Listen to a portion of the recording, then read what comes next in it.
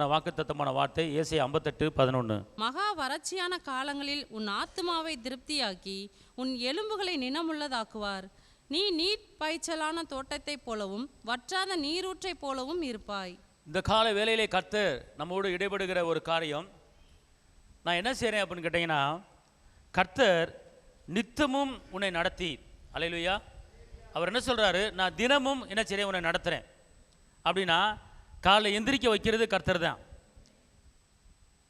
உங்களை வெளியே நடக்க வைக்கிறது கர்த்தர் தான், உங்களை உட்கார வைக்கிறது கர்த்தர் தான், உங்களை வேலைக்கு அனுப்புறது கர்த்தர் தான், நீங்கள் சாப்பிடுவது கர்த்தர் தான், நீங்கள் பேசுவது கர்த்தர் தான், நீங்கள் நினைப்பதும் கர்த்தர் தான், எல்லாமே கர்த்தர் தான். ஏன்னு கேட்டால் அவர் நித்தமும் உங்களை நடத்துகிறார். எப்படின்னு கேட்டிங்கன்னா, ஆற்றுள்ள அப்பத்தை கொடுக்குறாரு, குடும்பத்தில் சண்டை இல்லாமல் ஒரு அமைதியை கொடுக்குறாரு, குடும்பத்தில் ஒரு சமானத்தை கொடுக்குறாரு, போகும்போது வரும்போதும் உங்களுக்கு நல்ல ஒரு பாதுகாப்பை கொடுக்குறாரு, உங்களுக்கு நல்ல ஒரு கிருபையை கொடுக்குறாரு, சில சக மனிதர்கள் உதவியை கொடுக்குறாரு, மனித உள்ளத்தில் தயவை கொடுக்குறாரு, மனித உள்ளத்தில் கிருபையை கொடுக்குறாரு, அநேகர் உங்களை விசாரிக்கும்படி, அநேகர் உங்களை பராமரிக்கும்படி, அநேகர் உங்களை பார்த்து சந்தோஷப்படும்படி, அநேகர் உங்கள் தேவைகளை சந்திக்கும்படி கர்த்தர் இந்த காரியத்தை செய்கிறார். நீங்கள் நினைக்கலாம், நான் தான் எல்லாமே, என்னால் தான் இந்த குடும்பம் நடக்குது, நான் தான் இந்த வேலை பார்த்து இந்த குடும்பத்தை நடத்துகிறேன் அப்படின்னு நீங்கள் சொல்லக்கூடாது, பெருமை பாராட்டக்கூடாது. உங்களுக்கு எல்லாமே கர்த்தர் தான் கொடுக்குறாரு, எல்லாமே கர்த்தர் தான் செய்கிறாரு. பார்த்துக்கொள்ளுங்க. அவர் என்ன சொல்கிறார், நித்தமும் ஒன்று நடத்துகிறார். எத்தனை இடத்துல போகும்போது கீழே விழுந்துடுறாங்க, ஒரு வீட்டை தொடச்சி க்ளீன் பண்ணும் போது கால் வலிக்கு விழுந்துருது, கடைசியில் எலும்பு முறிஞ்சு போயிடுது. கர்த்தர் நீங்கள் வேலை செய்யும் போது கூட, நீங்கள் கூட்டும் போது கூட, நீங்கள் வீட்டை துடைக்கும் போது கூட, நீங்கள் பாத்திரம் கழுவும் போது கூட, நீங்கள் அடுப்பை பற்ற வைக்கும் போது கூட கர்த்தர் உங்களுக்கு பாதுகாப்பு கொடுக்குறார். எத்தனை பேர் ஃபோன் பேசிக்கிட்டே கேஸ் அடுப்பில் வேலை பார்க்குறீங்க? எத்தனை பேர் சிந்தனையை வேறு இடத்துல வச்சுக்கிட்டு நீங்கள் கேஸ் அடுப்பில் வேலை பார்க்குறீங்க? அங்கே எந்த ஒரு அசம்பாவிதம் வராத அளவுக்கு கர்த்தர் உங்கள் கூட இருந்து உங்களை பாதுகாக்கிறாருல்ல. நீங்கள் போகும்போது வரும்போது ரோட்டில் டிராஃபிக்கில் நடந்து போய்கிட்டு இருக்கீங்க, டிராஃபிக்கில் வந்துக்கிட்டு இருக்கீங்க, குறுக்க ஒரு லாரி வந்தாலும் என்னாச்சு, குறுக்க ஒரு பைக்கில்கார் வந்தால் என்னாச்சு, குறுக்க ஒரு சைக்கிள்காரே வந்தால் என்னாச்சு? கர்த்தர் அப்படிப்பட்ட இடத்துல உங்களை போக விடாமல், கர்த்தர் உங்களை கரம்பிடித்து பாதுகாப்பான இடத்துல ஒரு ஓரத்தில் நடத்தி உங்களை கொண்டு போயிட்டு கொண்டு வர்றாரு இல்லையா? அது கர்த்தர் செய்கிற ஒரு காரியம். நீ மனமோன போக்கில் போகலாம், ஆனால் கர்த்தர் உன்னை நடத்துகிறாரு. உனக்கு முன்னும் பின்னும் தூதர்கள் அனுப்பி உனக்கு பாதுகாப்பு கொடுக்குறாரு, உனக்கு முன்னும் முன்னும் அவர் சமூகத்தை அனுப்புகிறாரு. உங்களுக்கு தெரியாமல் கர்த்தர் எத்தனையோ நன்மைகளை செய்து கொண்டு இருக்கிறார். அதுதான் அவர் நடத்துகிற விதம் அற்புதமாக இருக்குது. அதான் சொல்கிறாரு, நான் உன்னை நித்தமும் நடத்துகிறேன், நித்தமும் நடத்துகிறேன். உன் கண்ணுக்கு பார்வையை கொடுத்து, உன் காது செவி கேட்கும்படி, உன் வாய் பேசும்படி, உனக்கு பரிபூர்ண சுகத்தை கொடுத்து நடத்திக்கிட்டு இருக்கார். அப்போ கர்த்தர் சொல்கிறாரு, நித்தமும் நடத்துகிறேன். அப்படின்னா இன்றைக்கி என்ன தேவை, இன்றைக்கி நீ எங்கே போகணும், இன்றைக்கி நீ எங்கே வரணும், இன்றைக்கி யாரை பார்க்கணும், இன்றைக்கி யாரை பார்த்து பேசணும் அப்படிங்கிற எல்லா காரியத்தையுமே கர்த்தர் உங்களுக்கு சொல்லி கொடுத்து உங்களை கரம்பிடித்து நடத்துகிறாரு. யாரும் உங்களை சத்தம் போட்டுறக்கூடாது, யார் வாயிலும் விழுந்துடக்கூடாது, யாரும் உங்களை வையக்கூடாது, உங்களை நல்ல ஒரு பாதுகாப்பு தரணும், தேவ அன்பு உனக்குள்ளே வரணும், தேவ சமாதானம் வரணும், எல்லாவற்றையும் கர்த்தர் உங்களுக்கு கொடுத்து உங்களை பராமரித்து அனுதினமும் உங்களையும் உங்கள் குடும்பத்தையும் உங்கள் பிள்ளைகளையும் அற்புதமாய் அதிசயமாக கர்த்தர் என்ன செய்கிறார், நடத்திக்கிட்டு வர்றார். அல்லேலூயா, அல்லேலூயா. நல்லா கவனிங்க. இந்த நீங்கள் குடும்பமாக இருந்தீங்கன்னா தயவுசெய்து குடும்பமாக நீங்கள் வாங்க ஆலயத்துக்கு. குடும்பம் வந்தால் தான் அந்த ஆசீர்வாதம் உங்கள் குடும்பத்துக்கு கிடைக்கும். ஒருத்தர் கேட்டு ஒருத்தர் கேட்காம இருந்தால் அந்த ஆசீர்வாதம் கிடைக்காது. எல்லாரும் குடும்பம் வரணும். நல்லா தெரிஞ்சுக்கொள்ளுங்க. இந்த குடும்பத்தை நடத்துறதுல வேதத்தில் குறுநிலிவை நல்லா தெரிந்து கொள்ளுங்க. ஏன்னா யோபை நல்லா தெரிஞ்சு கொள்ளுங்க. யோபு தன் பிள்ளைகளெல்லாம் ஒன்றா உட்கார வச்சு தான் ஜெபிச்சு பாவத்தை அறிக்கையிட்டு துதிக்கிறார். பார்த்துக்கொள்ளுங்க. கொர்நேலியு குடும்பம் கர்த்தர் பார்வையில் அற்புதமாக இருந்தது. தேவ தூதர்கள் இறங்கி கொர்நேலியுடைய பேசுகிற மாதிரி அவர் குடும்பம் நடத்தினார். பார்த்துக்கொள்ளுங்க. அடக்கம் பண்ணாமல் ஒருத்தர் போனார் பழைய ஏற்பாட்டில். கர்த்தர் கரத்தை பிடிச்சிட்டு மேலே போயிட்டார். யார்? ஏனோக்கு. ஏனோக்கு ஒரு தனிப்பட்ட மனிதன் கிடையாது, ஒரு கல்யாணம் முடிக்காத ஆள் கிடையாது. அவர் ஒரு குடும்பஸ்தன், அவர் பிள்ளைக்குட்டி பெற்றவர். ஆனால் கர்த்தரோடு அவர் சஞ்சரிக்கிறவரை இருந்தார், கர்த்தரோடு பேசுகிறார் இருந்தார். கடைசியில் அவருக்கு மரணம் இல்லை. கர்த்தர் கரத்தை பிடிச்சிட்டு அவர் நேராக என்ன செஞ்சிட்டார், பரலோகத்துக்கு போயிட்டார். கர்த்தரிடத்தில் இடைபடுங்க, கர்த்தரோடு பேசுங்க. நோவா கர்த்தரோடு சஞ்சரித்தார். நோவா 8 பிள்ளைகளை பெற்றவர் தான், கர்த்தரோடு ஈடுபட்டார். அதே போல் நீங்கள் கர்த்தரோடு பேசுவதுக்கு முயற்சி பண்ணுங்கள். என் குடும்பத்தை குறித்து பேசுங்க, என் பிள்ளைகளை குறித்து பேசுங்க, என் எதிர்காலத்தை குறித்து பேசுங்க. நீங்கள் பேசும்போது கர்த்தர் உங்களோடு ஈடுபடுவார். அதனால் குடும்பமாக நீங்கள் கர்த்தரை சேவிங்க. குறிப்பாக வாலிப பிள்ளைகளை கர்த்தரை தேட வைங்க. வாலிப பிள்ளைகளை கர்த்தரை என்ன செய்யுங்க, தேட வைங்க. எப்படினாலும் பிடிவாதம் பண்ணி கர்த்தரை தேடுறதுக்கு அந்த வாலிப பிள்ளைகளை நீங்கள் என்ன செய்யுங்க, முயற்சி பண்ணுங்கள். அதுதான் உங்கள் பிள்ளை எதிர்காலத்துக்கு நல்ல ஒரு வாழ்வை கொடுக்கும், பார்த்துக்கொள்ளுங்க. புரியுதுங்களா? பிள்ளைங்க நீங்கள் பெரிய படிப்பு படிக்கலாம், எம்காம் படிக்க வைக்கலாம், எம்பிபிஎஸ் படிக்க வைக்கலாம். ஆனால் அது பரலத்துக்கு கொண்டு போகாது, அது உலகத்துக்கு. ஆனால் பரலத்துக்கு கொண்டு போகிறதுக்கு கர்த்தருடைய வாக்குத்தத்த வசனங்களும் கட்டளைகளும் தான் பரலத்துக்கு பிள்ளைகளை கொண்டு போகும், பார்த்துக்கொள்ளுங்க. அதுதான் நம்மளுக்கு முக்கியம். நமக்கு நோக்கம் உண்டு பரலோகம். அதுக்குள்ளே நீங்கள் கர்த்தருக்குள்ளே பிள்ளைகளை என்ன செய்யுங்க, வளருங்க. வேறு எந்த உலகப்பரமான காரியத்துக்கு ஒரு ஃபங்க்ஷன் நடக்குது, ஒரு மேட்ச் நடக்குது, அதுக்குன்னா பிள்ளைகளை என்ன செய்யறேன், கரெக்டாக அனுப்பிச்சி விட்டுறீங்க. ஒரு டூர் போகிறதுக்கு அனுப்பிச்சி விட்டுறீங்க. ஆனால் கர்த்தரை தேடுவதுக்கு பிள்ளைகளை என்ன செய்யுங்க, அனுப்பிச்சி வைங்க. இதை ஏன் நான் மீண்டும் சொல்கிறேன்னு கேட்டால், கர்த்தர் சொல்கிறார், இங்குள்ள பெற்றோர்களுக்கு பிள்ளைகளை வளர்க்க சொல்கிறார். கவனம். எவனை விழுங்கலாம் என்று வகை தேடி கொண்டு இருக்கிறான். உங்களுக்கு பாதுகாப்பு வேணும். உங்கள் பிள்ளைய வெளியே போகும்போது வரும்போது பாதுகாப்பு வேணும். அப்போ கர்த்தரை தேடினா தான் தேவ பிரச்சனை உங்கள் பிள்ளை மேலே இருக்கணும், தேவ வல்லமை உங்கள் பிள்ளை மேலே இருக்கணும், தேவ கிருபை உங்கள் பிள்ளை மேலே இருக்கணும். அப்போ தான் பிள்ளைகளுக்கு பாதுகாப்பு. கர்த்தர் உங்கள் பிள்ளைகளை கரம் பிடிச்சு நடத்தணும். வாலிப வயதிலே உன் சிருஷ்டிகரை நினை என்று கர்த்தர் சொல்கிறார். அப்படி என்றால் உங்கள் பிள்ளைகள் கர்த்தரை நினைத்து வாழ வேண்டும், கர்த்தரை துதித்து வாழ வேண்டும், கர்த்தரை ஆராதித்து வாழ வேண்டும், கர்த்தரை தேடி வாழ வேண்டும். அதுதான் பிள்ளைகள் கர்த்தர் பாதுகாப்பு கொடுக்கிறது. எந்த அளவுக்கு உங்கள் பிள்ளைகள் கர்த்தரை தேடுகிறார்களோ, எந்த அளவுக்கு வேத வசனங்கள் உங்கள் பிள்ளைகள் வளர்கிறார்களோ, அந்த அளவு உங்கள் பிள்ளைகள் வாழ்க்கை கட்டப்படும், உங்கள் பிள்ளைகள் வாழ்ந்திருக்கும், உங்கள் பிள்ளைகள் உயர்ந்திருக்கும். நீ பிள்ளைகளை சமானத்தை நீ பார்ப்பாய். உன் சந்ததி ஒளிமுறை கன்று பிள்ளை வளர்ந்திருக்கும், மலை மேல் இருக்கிற பட்டணம் போல உயர்ந்திருப்பாய். கர்த்தருக்குள்ள பிள்ளைகளை வளர்க்க வேணும். அது பெற்றோர்கள் தலையில் விழுந்த ஒரு கடமை, பார்த்துக்கொள்ளுங்க. என் பிள்ளை ஆட்டோமேட்டிக்காக வளர்ந்துருவான், அவனே எல்லாம் தெரியும் அப்படின்னு சொல்லக்கூடாது. கற்றுக் கொடுக்கணும். எப்படி வாத்தியார் பிள்ளைகளுக்கு பாடம் கற்றுக் கொடுக்குறாரோ அதை காட்டிலும் நம்ம பெற்றோர்கள் என்ன செய்யணும், பிள்ளைகளுக்கு ஒழுக்கத்தை கற்றுக் கொடுக்கணும், அன்பை கற்றுக் கொடுக்கணும், சமானத்தை கற்றுக் கொடுக்கணும், கீழ்ப்படுதலை கற்றுக் கொடுக்கணும், தாழ்மையை கற்றுக் கொடுக்கணும், விட்டு கொடுக்குற மனப்பனை கற்றுக் கொடுக்கணும், ஜெபிக்க கற்றுக் கொடுக்கணும், தூக்கியை கற்றுக் கொடுக்கணும், பாட்டு பாட கற்றுக் கொடுக்கணும். எதுக்கு அப்பப்போ ஒரு சில பேர்த்த காணிக்க பாட்டு பாடுங்க, அதை பாடுங்க, இதை பாடுங்க ஏன் சொல்கிறோம்? நம்ம அவங்களுக்கு அந்த கூச்சம் போயிடும். கர்த்தருடைய நாமத்தை மகிமைப்படுத்துகிறாங்க. நாங்கள் ஒருமித்து கர்த்தர் நாமத்தை மகிமைப்படுத்தும் போது ஒருமித்து நம்ம கர்த்தரை துதிக்கிறோம். அப்போ அந்த பிள்ளைகளுக்கு கூச்சம் போயிடும். பார்த்தாங்க, ஊழியம் பண்ணுவதுக்கு இது ஒரு ட்ரைனிங் மாதிரி பார்த்துக்கொள்ளுங்க வரும் நாட்களில். அதனால் நீங்கள் பிள்ளைகளை கர்த்தருக்குள்ளே என்ன செய்யுங்க, நீங்கள் வழங்க. கர்த்தர் பெரிய காரியம் செய்வார். இந்த நாளில் அந்த வாக்குத்தை கர்த்தர் கொடுக்குறாரு. என்னன்னு கேட்டிங்கன்னா, கர்த்தர் நித்தமும் உங்களை நடத்தி மகா வறட்சியான காலங்களில் உன் ஆத்துமாவை திருப்தியாக்கி. மகா வறட்சியான காலம், அதாவது இந்த உலகத்தில் எப்போதுமே மழை வரும், எப்போதுமே செழிப்பாக இருக்கும் அப்படின்னு சொல்ல முடியாது. எப்பயாவது ஒரு தடவை கண்டிப்பான முறையில் ஒரு வளர்ச்சி உண்டாகும், அல்லது சில பஞ்சங்கள் உண்டாகும். ஆனால் கர்த்தர் சொல்கிறாரு, நான் உனக்கு பஞ்ச காலத்திலும் கஷ்டமான காலத்திலும் நெருக்கமான காலத்திலும் நான் உன்னை என்ன செய்வேன், உன்னை போஷிப்பேன், உன்னை நடத்துவேன் அப்படிங்கிறார். அப்படி தான் சொல்கிறாரு, பார்த்துக்கொள்ளுங்க.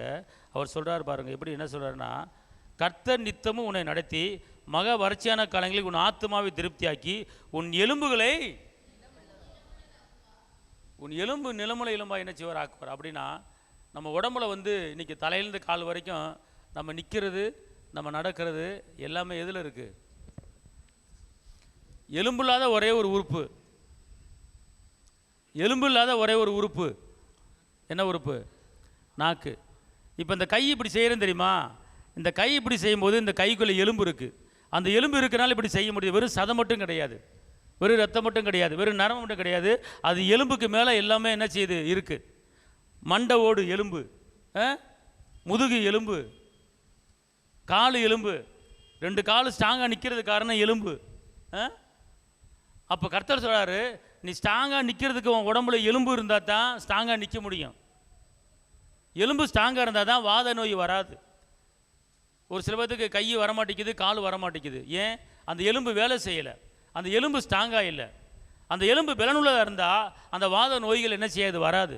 ஆனால் கர்த்தர் என்ன சொல்கிறாரு அப்படின்னு கேட்டிங்கன்னா, உன் சரீரத்தில் இருக்கிற எலும்பை நான் ரொம்ப திடகார்த்தமான எலும்பாக, பலமுள்ள எலும்பாக என்ன செய்கிறேன், நான் மாற்றுகிறேன் அப்படிங்கிறாரு. எலும்பு மட்டும் நம்மளுக்கு ஃபால்ட் ஆயிடுச்சுன்னா ஒன்றுமே செய்ய முடியாது. எலும்பு மட்டும் நம்மளுக்கு ஃபால்ட் ஆயிடுச்சுன்னா படுக்க தான், நடக்க முடியாது. ஒரு சில பேர்த்துக்கு முதுகு தண்டு எலும்பு வேலை செய்யலைன்னா படுத்த படிக்காத தான் இருக்கணும். ஒரு சில பேர்த்துக்கு கால் எலும்பு வேலை செய்யலைன்னா ஒன்றுமே நடக்க முடியாது. கையெலும்பு வேலை செய்யலைன்னா கையை தூக்க முடியாது. எல்லாமே எலும்பில் தான் இருக்குது. மண்டை ஓடு இல்லைன்னா ஒன்றும் செய்ய முடியாது. அப்போ கர்த்தர் சொல்கிறாரு, எலும்புக்கு முக்கியத்துவம் கொடுக்குறாரு. இந்த உடம்புல எலும்பு நல்லா இருந்தால் தான் மற்ற எல்லா உறுப்பும் நல்லா இருக்கும். அதுதான் நம்மளை நிற்க வைக்கிது, அதுதான் நடக்க வைக்கிது. எலும்பு தான் என்ன செய்யுது? முன்னு நடக்க வைக்கிது. எலும்பு தான் வேலை செய்ய வைக்கிது. எலும்பு இல்லைன்னா ஒன்றும் செய்ய முடியாது. அப்போ கர்த்தர் என்ன சொல்கிறாரு பாருங்க, உன் எலும்புகளை அப்போ என்ன செய்கிறாரு? ஸ்ட்ராங்காக ஆக்குறாரு. சில பேத்துக்கு எலும்பு தேஞ்சு போச்சு அப்படிங்கிறாங்க. ஏன்? கர்த்தர் சொல்கிறாரு, உங்களுக்கு எலும்பு தேவையே தேயாது. எலும்பு திரும்ப வாழ வயது கொண்டான எலும்பை என்ன செய்ய போகுது? மாறப்போகிறது. ஆமென் சொல்லுங்க. அல்லேலூயா. எல்லாம் சொல்லுங்க. என் உச்சந்தலையிலிருந்து என் உள்ளங்கால் வரைக்கும் என்னுடைய எல்லா எலும்புகளும் என் எல்லா உறுப்புகளும் ஸ்ட்ராங்காக இருக்குது. அது பழுதே அடையாது. கர்த்தர் என் எலும்பை நினமுள்ள எலும்பாக மாற்றுகிறார். அல்லேலூயா. மாத்திரமல்ல, நீர் பாய்ச்சலான தோட்டத்தை போலவும் வற்றாத நீரிட்டு போலவும் எல்லாம் சொல்லுங்க. நான் இந்த மாதத்திலிருந்து நீர் பாய்ச்சலான தோட்டத்தை போலவும் வற்றாத ஒரு நீரூற்று போலவும் நான் இருப்பேன். அல்லேலூயா, அல்லேலூயா. அப்போ கர்த்தர் இன்னைக்கு உங்களை என்னையும் பார்த்து சொல்கிறாரு, நீங்கள் வற்றாத நீரூற்று போலவும். அல்லேலூயா. எல்லாம் சொல்லுங்க. நான் நீர் பாய்ச்சலான தோட்டத்தை போலவும் வற்றாத நீரூற்று போலவும் நான் இருப்பேன். என் ஆத்மாவை என்ன செய்கிறாரு? திருப்தியாக்குவார். அல்லேலூயா. இந்த மாதத்தில் உங்களுக்கு எல்லா வகையிலுமே ஒரு திருப்தியான மாதமாக கர்த்தர் உங்களை நடத்த போகிறார். ஒரு சில பேருக்கு ஒரு சில காரியங்களில் திருப்தி இருக்காது. சமாதானத்தில் திருப்தி இருக்காது, அன்புல திருப்தி இருக்காது, பணத்தில் திருப்தி இருக்காது, எல்லாத்திலையும் திருப்தி இருக்காது. ஆனால் கர்த்தர் சொல்கிறாரு, நான் இந்த மாதத்தில் இருந்து நான் உன்னை திருப்தியான வாழ்க்கையை நடத்த போகிறேன். ஆமென். அல்லேலூயா.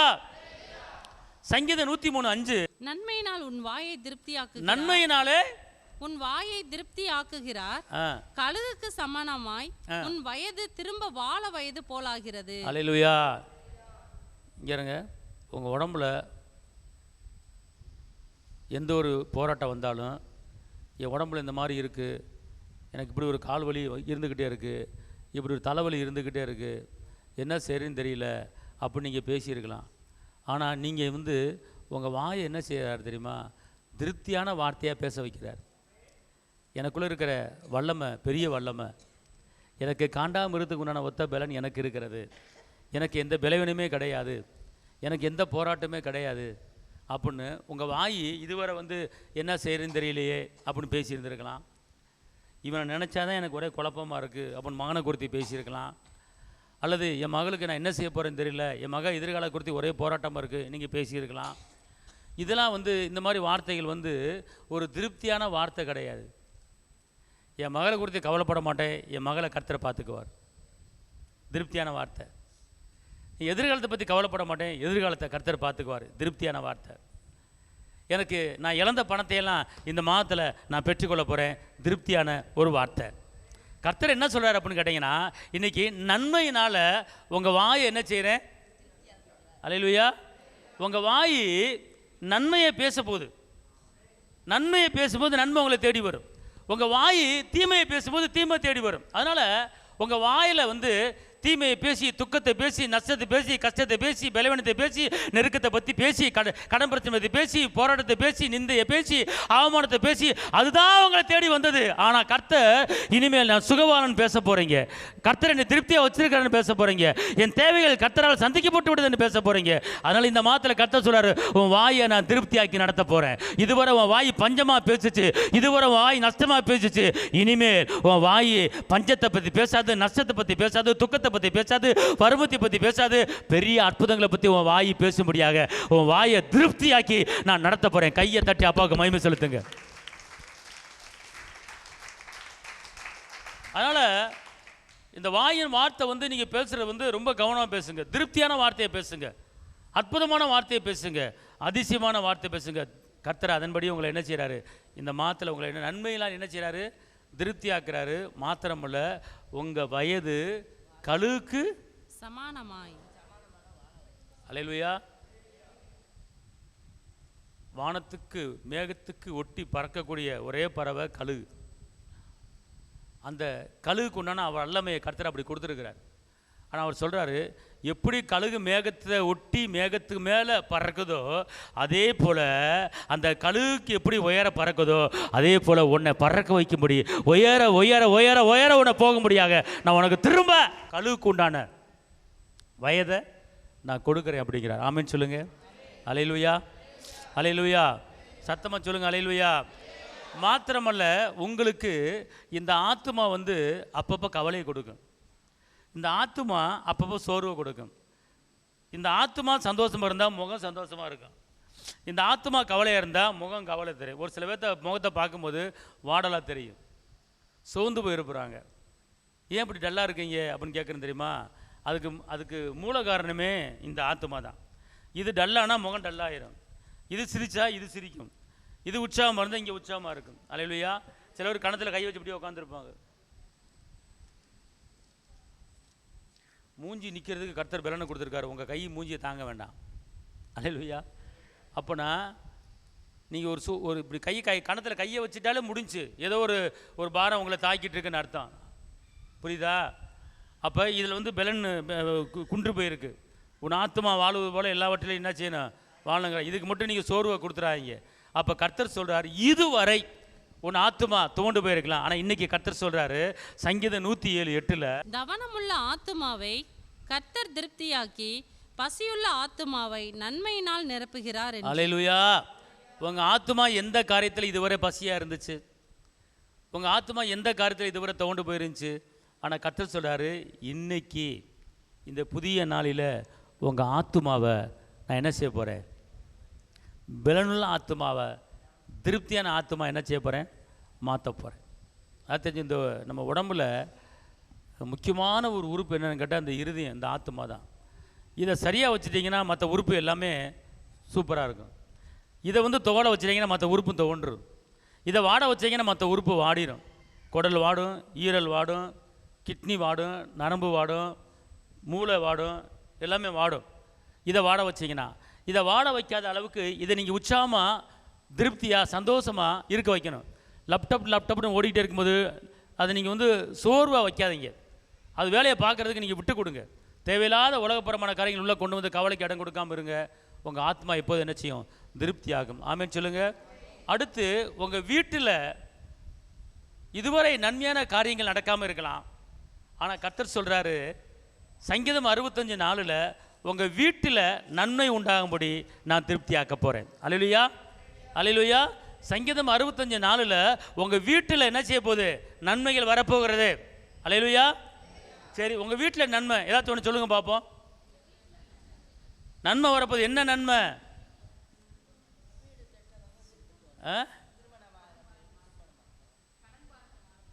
கடன் பாரம் மாறிச்சுன்னா உங்கள் வீட்டில் ஒரு நன்மை. உங்கள் பிள்ளை உங்களுக்கு கீழ்ப்படிஞ்சு இருந்தானா நன்மை. உன் மகன், அம்மா நான் செஞ்ச தப்பெல்லாம் மன்னிச்சுக்கம்மா, இனிமேல் நான் உத்தமனாக இருக்கம்மா சொன்னானா ஒரு நன்மை. அல்லேலூயா. உங்கள் மக வீட்டு வேலையே பார்க்காது, துணி துவைக்காது, வீட்டை கூட்டாது, வீட்டை துடைக்காது, ஒன்றுமே செய்யாது. வரும், படிக்கும், சாப்பிடும், தூங்கும். வரும், படிக்கும், சாப்பிடும், தூங்கும். இதே பொழப்பில் இருக்கும் உங்கள் பிள்ளை. கர்த்தர் சொல்லுது, அம்மா நாளையிலேருந்து நான் வீட்டை கூட்டுறம்மா, நீ ஒரு வேளை பார்க்க வேணாம்மா, உங்கள் வீட்டில் நன்மை உண்டாயிருச்சு. அல்லேலூயா. ஏம்மா நாளைக்கு நீ பாத்திரம் விளக்க வேணாம், நானே எல்லா பாத்திரத்தையும் விளக்கிறேன் அப்படின்னு உங்கள் பிள்ளை சொல்லுச்சுன்னா உங்கள் பிள்ளைக்கு புத்தி தெளிஞ்சிருச்சு. உங்கள் பிள்ளை வந்து உங்கள் வீட்டில் உங்கள் பிள்ளைக்கு நன்மை என்ன செஞ்சிருச்சு? உண்டாயிருச்சு. அல்லேலூயா, அல்லேலூயா. பாருங்கள், சொல்லுங்கள் அல்லேலூயா சொல்லுங்கள். சில வீட்டில் வந்து 3 பொம்பளை பிள்ளை 2 பொம்பளை பிள்ளை வச்சுருப்பாங்க. வீட்டுக்குள்ள உள்ள நுழைஞ்சா பாரு, அங்கிட்ட கட்டில் ஒரு துணி குமிஞ்சு கிடக்கும், அங்கிட்ட சோபாவில் இங்கிட்டு துணி குமிஞ்சு கிடக்கும். கேட்டால் அதை துவைச்ச துணின்னு வாங்க, இது அழுக்கு துணின்னு வாங்க. ஆனால் வீட்டில் 2 பொம்பளை பிள்ளை இருக்கும். சரி, ஆம்பளை பிள்ளை இருந்துச்சு வேலை பார்க்க மாட்டாங்கன்னு சரின்னு சொல்லலாம். ஆனால் பொம்பளை பிள்ளைய வச்சுட்டு இருக்க குடும்பத்தில் இங்கிட்டு ஒரு குவியல் கிடக்கும், அங்கிட்டு ஒரு குவியல் கிடக்கும், அங்கிட்டு பாத்திரம் அப்படி கிடக்கும், பாத்திரம் விளக்காமல் கிடக்கும், சாப்பிட்ட தட்டு கழுவாமல் இருக்கும், வீடு அலங்கோலமாக இருக்கும், சுத்தம் சுகந்தரும். அப்போ நீ வீடை சுத்தமாக என்ன செஞ்சுருக்கணும்? வச்சுருக்கணும், துணியை துவைச்சி வைக்கணும். இப்போ நீ வெளியெல்லாம் போயிட்டு வர்றீங்க, வெளியே போய் காரு ஓடுது, பைக்கு ஓடுது, எல்லா பக்கம் தூசி பறக்குது. அந்த தூசி பறக்கும் போது நீங்கள் ஒன்றும் இல்லை, காலையில் ஒரு 10 மணிலேருந்து சாயங்காலம் 4 மணி வரைக்கும் ஒரு நடு ரோட்டில் ஒரு இடத்துல நின்று பாருங்களேன். நீங்கள் வரும்போது எப்படி வருவீங்க? தலையை பார்த்தீங்கன்னா தூசியாக இருக்கும், முகத்தை பார்த்தீங்கன்னா தூசியாக இருக்கும். வந்து முகத்தை கழுவுங்க, அழுக்காக வரும். வந்து குளிச்சு பாருங்கள், தலையில் அழுக்காக வரும். சட்டையை பாருங்கள், சட்டையில் அழுக்கு ஒட்டியிருக்கும். அதே போல் சில மனித வாடைகள், சில துர்ச்செய்திகள், சில பிசாசின் கிரியைகள் எல்லாமே உங்கள் மேலே வந்து என்ன செய்யும்? ஒட்டும். தூசி ஒட்டும், எல்லாம் ஒட்டும்.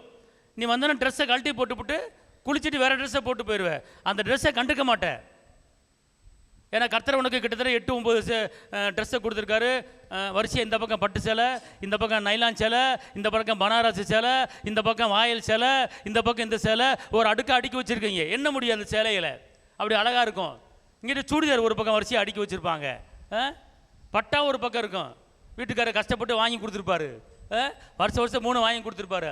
அழகாக அடிக்கி மடித்து வைப்பீங்க. திறந்தா சரி, ஒரு பக்கம் சேலை, ஒரு பக்கம் சுடிதார், எல்லாம் அழகாக இருக்கும். டக்குன்னு எடுத்து போட்டு போயிடுவீங்க. ஆனால் அந்த அழுக்கை விட்டுருவீங்க. வந்து அந்த துணியில் வந்து அழுக்கு அடைஞ்சிருக்கும். சில தீய செயல்கள் அடங்கியிருக்கும். ட்ரெஸ்ஸில் அடங்கியிருக்கும். ட்ரெஸ்ஸில் வல்லம் இருக்குது, தெரிஞ்சுக்கொள்ளுங்க. ஏசியின் ட்ரெஸ்ஸில் என்ன இருந்துச்சு? வல்லம் இருந்துச்சு. ஆனால் உங்கள் ட்ரெஸ்ஸில் அசுத்தம் இருக்குது. அப்போ அந்த அசுத்தத்தை போக்கணும். அப்போ நீங்கள் வெளியே போயிட்டு வந்து அந்த ட்ரெஸ்ஸை என்ன செஞ்சிடணும்? துவைச்சிட்டிங்கன்னா அந்த அழுக்கு போயிடும், அந்த தூசி போயிடும். சில சாபத்தீரான காரியங்கள் அதில் போயிடும், துணியில் ஒட்டும். நீங்கள் என்ன பண்ணுவீங்க? போட்டு வந்து சேர்த்து வச்சுட்டு அது சேர்ந்த பிற்பாடு ஒரு எப்போ 10 துணி சேருதோ அப்போ தான் மொத்தமாக துவைப்பேன்னு போடுறீங்க. அது வரைக்கும் அங்கே வந்து ஒரு சாபத்தீடு வந்து உட்காந்துக்கிட்டே இருக்கும். ஒரு தீட்டு அந்த இடத்துல இருந்துக்கிட்டே இருக்கும், ஒரு தீட்டு. அப்போ என்ன செய்யணும்? அதை நீங்கள் வந்து சுத்தம் பண்ணணும். பாத்திரத்தை சுத்தம் பண்ணுற மாதிரி டெய்லி சுத்தம் பண்ணக்கூடிய ஒரே ஒரு பாத்திரம் என்ன பாத்திரம் தெரியுமோ? டெய்லி தாய்மார்க அக்காமார்க ஒரு பாத்திரத்தை சுத்தம் பண்ணுவாங்க. அது முக்கியமாக ஒரே ஒரு பாத்திரம் தான். யாரா சொன்னது? பாரு, ஆம்பளை சொல்லுது பால் பாத்திரன்னு. பொம்பளையால் சொல்ல மாட்டேங்குது பால் பாத்திரம். ஆம்பளை சொல்கிறாரு பால் பாத்திரன்னு. அல்லேலூயா. அப்போ இதில் என்ன தெரியுது? பால் பாத்திரத்தை அவர் தான் கழுவுறான்னு தெரியுது. அவர் தான் பால் பாத்திரத்தை சுத்தமாக வச்சுருக்கிறான்னு தெரியுது. அல்லேலூயா. அப்போ அவர் தான் கவனமாக இருக்கார். வீட்டில் சுத்தத்து மேலே அவர் தான் கவனமாக இருக்கிறார். தாய்மார் கவனமாக இல்லை. அல்லேலூயா. அப்போ டெய்லி பால் பாத்திரத்தை நீங்கள் கழுவுனீங்கன்னா, டெய்லி பால் பாத்திரம் சுத்தம் பண்ணீங்கன்னா பால் பாத்திரம் சொல்லியிருப்பீங்க. அப்போ இதில் என்ன தெரியுது? நீங்கள் பாத்திரத்தை கழுவாமல் போட்டு அடுத்த நாள் கழுவுறீங்கன்னு தெரியுது. அல்லேலூயா சொல்லுங்கள். அதனால் டெய்லி வந்து என்ன செய்யுங்க? காலையில் சாப்பிட்டு போடுற பாத்திரத்தை சாயங்காலம் வந்து தான் கழுவுறது. அதுக்குள்ளே வண்டு உட்காரும், பள்ளி உட்காரும், பாச்சான் வரும். அதில் சோறு ஒட்டியிருக்கும், மட்டன் ஒட்டியிருக்கும், முட்டை கறி ஒட்டியிருக்கும். ஒட்டும் போது டக்குன்னு அதில் கொசு வரும். எங்கிட்ட கிடக்கிற கொசு தேடி வரும். வெளியே ஒரு ஈ பறந்துக்கிட்டு இருக்கேன். ஈ பறந்தோன்னு எங்கிட்ட ஒரு வாடை வரும். எங்கடா வாடை வருதுன்னு பார்த்தா ஜன்னலில் பார்க்கும். ஓ, மட்டன் கறி வாடை வருது. அப்படி அந்த ஈ பறந்துன்னு அந்த தட்டில் வந்து உட்காரும்.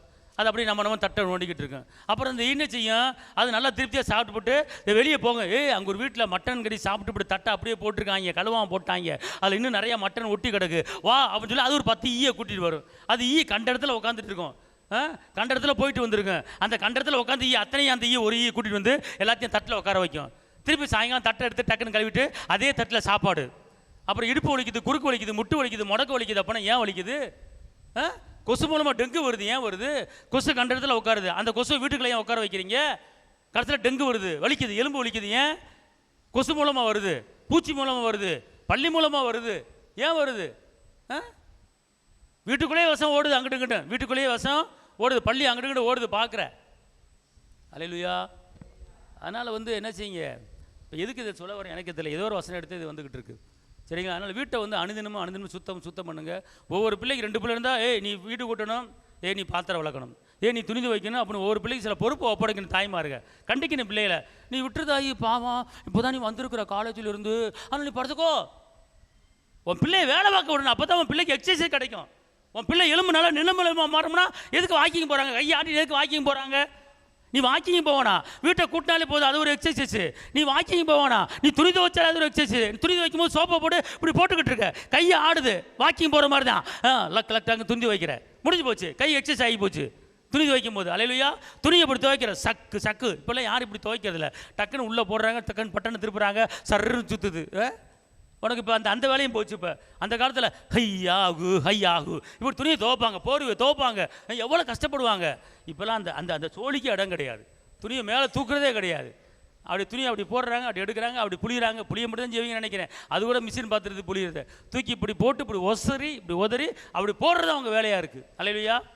அல்லேலூயா. வீட்டை டெய்லி என்ன செய்யணும், ஒரு பிள்ளையை கூட்ட விடுங்க. கூட்டும் போது உங்கள் பிள்ளை கையை நல்லா வேலை செய்யும் பார்த்துக்கொள்ளுங்க. டெய்லி ஒரு பிள்ளையை பாத்திரம் விளக்க விடுங்க. பாத்திரம் விளக்கும் போது நரம்பு எல்லாம் வேலை செய்யும். ஏன்னா இப்படி விளக்கும் போது நரம்பு எல்லாம் வேலை செய்யும். உன் பிள்ளை கைக்கு பலன் கொடுக்கும். நானே பாத்திரம் விளக்குறேன், நானே துணி வைக்கிறேன், அது உங்களுக்கு தெரியாது. உங்களுக்குள்ள ஒரு வல்லம், ஒரு உற்சாகம் வந்துக்கிட்டு இருக்கு. ஆமே, உங்கள் கை பலனுள்ள கையாக மாறுது. அதனால் பிள்ளைக்கு என்ன செய்யுங்க, இந்த பிள்ளை அவ்வளோ முடியாத பிள்ளை, ஒரு வேலையும் பார்க்காது, நீ போய் தூங்குறா என் சொல்லும். கடைசியில் படுத்துட்டு ஆஸ்பத்திரிக்கு போய்கிட்டு இருக்கணும். கை வலிக்குது, கால் வலிக்குது, முட்டு வலிக்குது, முடக்குன்னு சொல்லி அப்புறம் ஆஸ்பத்திரி போய் 1000-500 கொடுத்துக்கிட்டு இருக்கணும். ஏன் அந்த 1000-500 கொடுக்காம உன் பிள்ளையை வேலை வைக்க விடு, உன் பிள்ளைக்கு எந்த நோயும் வராது. அல்லேலூயா. அவரவர் துணி அவரவர் துவைச்சுக்கணும். தாய் கட்டளை போடு. குளிக்கிறியா, நேற்று போட்ட ட்ரெஸ் இன்னைக்கு துவைச்சிட்டு காய போட்டு போகணும், எடுத்து போகக்கூடாது. அப்புறம் தாய் என்ன செய்யணும், பிள்ளையை கண்டிக்கணும். இல்லை அப்படியே அந்தந்த ட்ரெஸ்ஸை துவைச்சிட்டு போயிடும், துணி சேராது. அல்லேலூயா, அல்லேலூயா சொல்லுங்க. அதனால் உங்கள் வீட்டை நன்மையில் நிரப்ப போகிறார். அல்லேலூயா. உங்கள் பிள்ளை துணி துவைக்கும் போது உங்கள் வீட்டுக்கு நன்மை உண்டாயிருச்சு. உங்கள் பிள்ளை வீடு கூட்ட போது உங்கள் பிள்ளைக்கு நன்மை உண்டாயிருச்சு. அல்லேலூயா, அல்லேலூயா, அல்லேலூயா சொல்லுங்க. அல்லேலூயா, சத்தமாக சொல்லுங்க. அல்லேலூயா. அதனால் ஒரு குடும்பம் இருந்தால் ஆணுக்கு பாதி, பெண்ணுக்கு பாதி. ஆணு பாதி வேலை பார்க்கணும், பெண்ணு வேலை பார்க்கணும். மனைவியாக இருக்க முடியாத நேரத்தில் ஆம்பளை என்ன செய்யணும், பாத்திரம் விளக்கணும், வீடு கூட்டணும், துணி துவைக்கணும். அல்லேலூயா. புரியுதுங்களா? அதான் வீட்டு நன்மை, இதுதான் வீட்டில் நன்மை. சரிங்களா? இப்படி ஒருத்தருக்கு ஒருத்தர் வேலையை பார்த்து நீங்கள் இருந்தீங்கன்னா வீட்டில் என்ன செய்யும், நன்மை உண்டாகும். ஆமென் சொல்லுங்க. அல்லேலூயா, அல்லேலூயா. சரி, நான் சீக்கிரம் வசனங்களை சொல்கிறேன், நோட் பண்ணிக்கொள்ளுங்க. நீதிமொழிகள் 12:11-14. தன் நிலத்தை பயிரிடுகிறவன் ஆகாரத்தினால் திருப்தி அடைவான், வீணரை பின்பற்றுகிறவனோ மதியற்றவன். நீங்கள் விளைச்சல் விதைக்கும் போது ஒரு அறுவடையை நீங்கள் என்ன செய்கிறீங்க, பார்க்குறீங்க. கையின் கிரியைகளை, அதாவது எப்படின்னு சொல்லப்பட்டிருக்குன்னா, அதாவது நீதிமொழிகள் 12:11-14, கையின் கிரியினால் உங்களுக்கு என்ன உண்டாகிறது, நன்மை உண்டாகிறது. இன்னொரு வசனத்தை வாசிங்க, சங்கீதம் 81:16, கண்மலை தேனினால் உங்களை என்ன செய்வார், திருப்தி ஆக்குவார். ஏன்னா அதாவது ஒரு திருப்தியான வாழ்க்கை நீங்கள் வாழணும் அப்படின்னு கேட்டிங்கன்னா, மத்தேயு 5:6 சொல்லுது, நீதியின் மேலே என்ன செய்வேன், பசி தாகமாக இருப்பேன் அப்படின்னு சொல்லப்பட்டிருக்கு. அப்போ ஒரு நீதியான காரியம், உண்மையான காரியத்தை செய்யும்போது நீங்கள் என்ன செய்வீங்க, திருப்தியான வாழ்க்கை வாழ்வீங்க. சங்கீதம் 17:15 என்ன வாசிங்க, நானும் நீதியில் உம்முடைய முகத்தை தரிசிப்பேன், நான் விழிக்கும் போது உமது சாயலால் திருப்தியாவேன். அதாவது நீங்கள் உண்மையாக, நீதி என்பது உண்மை, நீதி என்பது சத்தியம். அப்போ நீங்கள் நீதியை நடக்கும்போது, காலை விழிக்கும் போது தேவனுடைய சாயலை நீங்கள் என்ன செய்வீங்க, திருப்தி ஆவீங்க. சங்கீதம் 90:14, நாங்கள் எங்கள் வாழ்நாள் எல்லாம் கலிகூர்ந்து மகிழும்படி காலையிலே எங்களை உமது கிருபையால் திருப்தியாக்கும். அப்போ என்ன செய்யறாருன்னு கேட்டா, காலையில் எதில் நம்மளை திருப்திப்படுத்துறாரு, கிருபையால் திருப்திப்படுத்துறாரு. திருப்தினா என்ன, கிருபை என்ன கேட்டால், பயப்படாத, கலங்காத, நீ என் பிள்ளை, நான் உன்னை கரம் பிடிச்சு நடத்துவேன் அப்படின்னு சொல்லி காலையில் அவர் கிருபையை கொண்டு என்ன செய்யறாரு, திருப்தி ஆக்குறாரு. சங்கீதம் 36:7-8, தேவனே தேவனே உம்முடைய கிருபை எவ்வளவு அருமையானது, தேவனே உங்க கிருபை எவ்வளவு அருமையானது, அதனால் மனுபுத்திரர் உமது செட்டைகளின் நிழலிலே வந்து அடைகிறார்கள், மனுபுத்திரர் உம்முடைய செட்டைகளிலே வந்து அடைகிறார்கள், உமது ஆலயத்தில் உள்ள சம்பூரணத்தினால், உம்முடைய ஆலயத்திலே சம்பூரணத்தினாலே திருப்தி அடைவார்கள். இப்ப தேவ பிள்ளைகளுக்கு திருப்தி எங்க இருக்குன்னு கேட்டா, ஆலயத்துல திருப்தி இருக்கு. இப்ப நீங்க ஆலயத்துக்கு வருவதனால கர்த்தரை துதிக்கிறீங்க, நீங்கள் ஆலயத்துக்கு வருவதனால சில கட்டளைக்கு கீழ்ப்படுகிறீங்க, நீங்கள் ஆலயத்துக்கு வருவதனால நீங்கள் என்ன செய்கிறீங்க, ஒரு திருப்தியான வாழ்க்கை என்ன செய்கிறீங்க, நீங்கள் வாழ்கிறீங்க. அதுக்கு தான் சபை கூடி வருதலை நீங்கள் என்ன செய்யுங்க, விட்டு விடாதிருங்கள் என்று வேதம் சொல்லுகிறது. அப்போ சபைக்கு என்ன செய்யணும், ஆலயத்துக்கு நீங்கள் என்ன செய்யணும், வரணும். ஆலயத்துக்கு கர்த்தரை துதிக்கணும், கர்த்தரை ஆராய்க்கணும். நீங்கள் வீட்டில் ஜெபிக்கிற ஜெபம் வேறு, ஆலயத்தில் ஜெபிக்கிற ஜெபம் வேறு. வீட்டில் துதிக்கிற துதி வேறு, ஆலயத்தில் துதிக்கிற துதி வேறு. வீட்டில் பார்க்குற பிரச்சனை வேறு, ஆலயத்தில் பார்க்குற பிரச்சனை வேறு. வீட்டில் வெளிப்பாடு வேறு, ஆலயத்தில் வெளிப்பாடு வேறு. அப்போ ஆலயத்தில் கர்த்தர் வாசம் பண்ணுறாரு, இந்த ஆலயத்தில் கர்த்தர் உங்களை திருப்தியாக நடத்துகிறாரு. நீங்கள் துக்கத்தோடு வந்தால் உங்களை திருப்தியாக அனுப்புவார், நீங்கள் வேதனையோடு வந்தால் உங்களை திருப்தியாக அனுப்புவார், நீங்கள் பலவீனத்தோடு வந்தால் உங்களை சுகமாக அனுப்புவார். இதுதான் ஆலயத்தில் கிடைக்கக்கூடிய ஒரு கிருபை. ஆனால் ஒரு சில பேர் ஞாயிற்றுக்கிழமை கூட என்ன செய்கிறாங்க, ஆலயத்துக்கு வர மாட்டாங்க. வெள்ளிக்கிழமை உபவாச கூட்டம் இருக்கிறது, 1ஆம் தேதி வாக்குத்தத்த கூட்டம் இருக்கிறது, ஞாயிற்றுக்கிழமையும் என்ன செய்கிறாங்க, வரமாட்டாங்க. இந்த ஆலயத்துக்கு வருவதனால உங்களுக்கு திருப்தி கிடைக்கிறது, நிம்மதி கிடைக்கிறது. அதனால் ஆலயத்துக்கு வராதவங்களை ஆலயத்துக்கு வர சொல்லுங்கள். உங்கள் குடும்பத்தில் யாராவது ஆலயத்துக்கு வராமல் இருந்தாலும் ஆலயத்துக்கு கூப்பிடுங்க. ஒரு திருப்தியான வாழ்க்கையை கர்த்தர் உங்களுக்கு செய்வார்.